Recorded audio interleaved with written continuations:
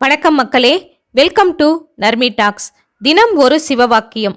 இன்று சித்தர் சிவவாக்கியர் பாடல் 163.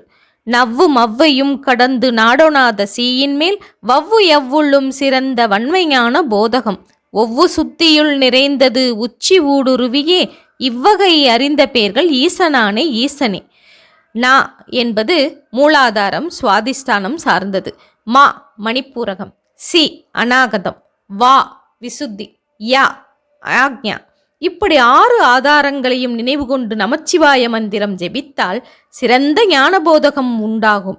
உடம்பின் நடுப்பகுதியை பற்றி எழுந்த குண்டலினி தலை உச்சியை ஊடுருவிச் செல்லும்.